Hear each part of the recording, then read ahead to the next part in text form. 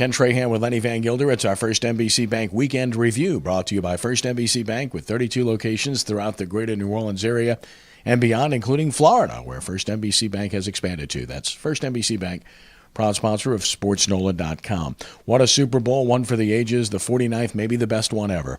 Incredible stuff, incredible plays, incredible performances, no-name guys doing things that you never could have imagined they would do, and then name guys doing things that you did imagine they could do. Remarkable stuff. In the end, the Patriots have won a fourth Super Bowl. Bill Belichick has won a fourth. Tom Brady has won a fourth. And everyone's scratching their heads about the Seattle Seahawks and what happened in that final frame, if you will, talking in bowling terminology, because everyone wants to know why they didn't run the football. And it's a legitimate question, Lenny, and I don't understand it either, given the circumstances with the timeout remaining and the kind of running back you had behind you. So, listen, it's legitimate criticism. And yet, everything's about execution. If they execute and they score a touchdown, nobody's saying this morning. Well, you know what was interesting is you had a situation where people were questioning a play call at the end of the first half, too. And the Seahawks ran a play with 6 seconds left and completed a touchdown pass with 2 seconds left where they could have ended up with nothing instead of 7. And I said, oh, what a gutsy call. They were really, risking things there. And then when it doesn't work and they try to run a play, and clearly they had 3 shots. It was 2nd and goal. They had 1 timeout left. So in reality, at some point you're going to have to throw the ball. You can't run the ball 3 times in that situation. They elected to throw it on 2nd down based on what they saw in terms of defensive coverages and the formations that they had, and it didn't work. So, it's one of those things. And look, the numbers, we've seen the numbers come out here that back up that, hey, Marshawn Lynch, everybody thinks, oh, he'll walk in from the 1 yard line. Well, guess what? He was 1 for 5 this year from the 1 yard line. We've talked about the numbers before when Sean Payton is running close. Yeah. So it's not as easy as you think it is. It's not a slam dunk. They tried to spread things out. The Patriots matched up still in a goal line formation, and they went with the route that they went with, and give Malcolm Butler credit for jumping the route and making the play. Not unlike what we saw 5 years ago this week from Tracy Porter. Exactly. And jumped the route and made the play that turned out to be the game winner. So many aspects to the play, too, though, because Brandon Browner really was instrumental in the success of Butler, too, because he jams Kearse and stands him up. Kearse is supposed to rub Butler and keep him from making a play, making him go around him to get there, which would never have happened because it was a one-step drop, basically. And some people want to vilify Russell Wilson. Look, he doesn't have time to think. He's throwing to a spot in that situation. And some want to vilify Lockett for not going harder for the ball and finishing, if you will, and making sure that if he doesn't get it, no one else does. Well, a lot of people, there was no call on the play. Did in fact Butler get there and make contact with the receiver before the ball got there? I think it was simultaneous. Yeah, but there's a lot of places that you can go with this. The end of the day, it was a terrific football game. Clearly, the 2 best teams matched up. We saw ebbs and flows, and at the end, we really saw a Super Bowl for the ages. The best ever. We could talk about that one. Is Brady the best ever? We can talk about that. The great thing is we're actually talking about football and not the deflated variety of footballs. Well, I go back to the Pittsburgh-Arizona Super Bowl. It was a great game. Kurt Warner with a masterful drive. It looked like a game-winning drive, scored a touchdown to put Arizona ahead late, and then Roethlisberger one-ups them right at the end. That's just high-level stuff because you had one that topped another. This one looked like it was going to be the same way with Russell Wilson one-upping Tom Brady, who was incredible, 13 of 15 in the fourth quarter, 142 yards, 2 touchdowns, 8 of 8, 65 yards and a touchdown on the game-winning drive. Watch Sports Nola TV this evening at 6 p.m.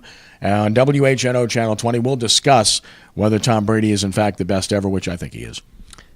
Certainly, was it Bum Phillips used to say? If he's not, he's in the take on the call role. Exactly, one of those bumisms, Yeah. So absolutely, that's exactly what it is. Though, if he's not, he's in the top 3. If he's not number 1, yeah, I think he's one. But we'll have that discussion on Sports Nola TV, 6 p.m.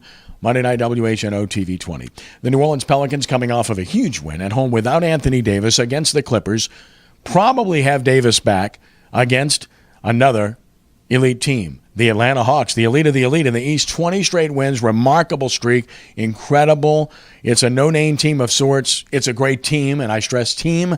This is a real opportunity for the Pelicans to really make a name for themselves, Lenny, and it's possible that they can get this done. Yeah, going for number 20 tonight. They're at 19, and this is San Antonio 2.0. You've got a lot of really team basketball. Now, you don't have the names like Duncan and Parker and Ginobili sitting in Atlanta, although they've got 3 All-Stars on the Eastern Conference squad. But, their coach is a Popovich disciple, so you're seeing a lot of those similarities. And, look, they're just coming off a month of January where they've gone 17-0. That's crazy. And, they go for 20 in a row tonight. It has only happened 4 times in one season in the history of the NBA. So the Pelicans, trying to prevent the Hawks from becoming the 5th team in league history from winning 20 in a row in a regular season in one season. And the other dilemma, they get Davis back. Whenever Holiday comes back, what do? Tyreek Evans in his last 4 games has had 12, 12, 8, and 12 assists. And he's obviously at his best on the ball, with the ball. And when he shares the ball, he's remarkable. Nobody can get into a defense like he can because of his size, his strength, and his ability off the bounce. So that's a pleasant problem to have, Lenny, but it certainly appears that point guard might be his best spot. Well, I think the thing you can think about here is you've got to be able to play with both of those guys on the floor, sharing the responsibility of running the offense at times. And when Holiday is not on the floor, Evans becomes your point guard. So, Holiday's not going to play 48 minutes. He's probably going to play when he's healthy. He's probably going to play in the 32 to 35 range. That leaves plenty of time that Evans can be your lead guard in those situations. And at the times that they do share the floor, you let him maybe share the responsibility a little bit. Make Holiday a better player. Mm-hmm. College basketball, crippling loss for LSU, just a very bad loss. There's no other way to put it. I know it's a road game, but Mississippi State simply isn't very good. They're a bottom feeder in the league. You can't lose that game. Other teams have won in Starkville this year, including one close to home. I don't know what you can say other than, again, this team lacks that whatever it is, that extra ingredient that you need. They certainly don't have depth. We know that. And one injury can set them back, which it has. But this is really an inexcusable loss. It is, and Mickey was sensational. But he can't win the game by himself. And, this is one that, and I tweeted about it on Saturday after the game, at 6 weeks from now, I think it's Selection Sunday, if LSU is either in the first 4 or on the outside looking in, this may be the game that they blame for that happening. That's one of those losses that you just shake your head at and say, how did this happen? Mississippi State is playing better than they were playing earlier in the year. There's no doubt about that, but still, they should not beat LSU.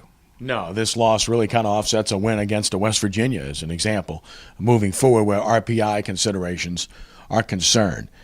College baseball, Alex Bregman named first-team All-American by Baseball America Monday morning. That's no surprise, Lenny. This guy's one of the elite, and certainly he's a large reason why LSU is ranked as high as number 2 in the country in preseason polls. Yeah, they're a consensus top 10 team, and deservedly so. They're a team that could certainly get back to Omaha this year. And look, hey, it's almost here, like we talked about last week. Football is now over. We can start thinking about baseball season, pitchers and catchers on the pro level about 2 weeks away. College baseball season getting underway as we speak. The Division I teams are practicing. Had a chance to visit with Joe Sherman from Delgado the other day. His season starts this Saturday, so it is upon us.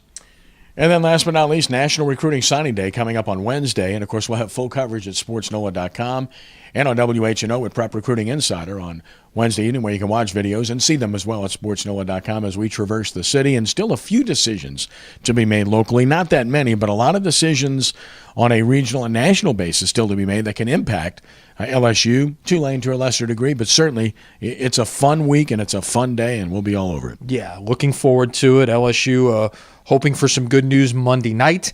There's a couple of guys on Wednesday who are going to make decisions day of that LSU could be on. Those are the types of decisions that can determine whether you've got, it's all about how you finish, and you could be a top 5 recruiting class, or you can maybe slip down to 15, based on those last minute decisions. So we'll see how it all ends up playing out in terms of the rankings for the Tigers. Look, if there's something that we've learned over time, though, the stars and the ratings and things like that, well, they mean a lot now, and it's something it puts a value on these things. Doesn't decide thing. Look, you watched the game yesterday. There was not a single 5-star recruit in the starting lineup of the Super Bowl yesterday. All right, don't forget Sports NOLA TV, Monday night, 6 p.m. That's tonight at 6. Check it out. You won't want to miss it. Prep Recruiting Insider Wednesday night on signing day. You can catch that at 6 p.m. as well. And then, of course, coming up on Thursday night, John Fourcade Show with Mike Detillier at 6 p.m. So all that's still to come. We look forward to it. It's going to be another great week in sports. Lenny, as always, thanks for the visit. All right, we'll see you later this week. That's our First NBC Bank Weekend Review, brought to you by First NBC Bank with 32 locations throughout the greater New Orleans area and beyond, including an expansion into Florida. That's First NBC Bank, proud sponsor of SportsNOLA.com. For Lenny, I'm Kenny. Have a great week, and God bless you.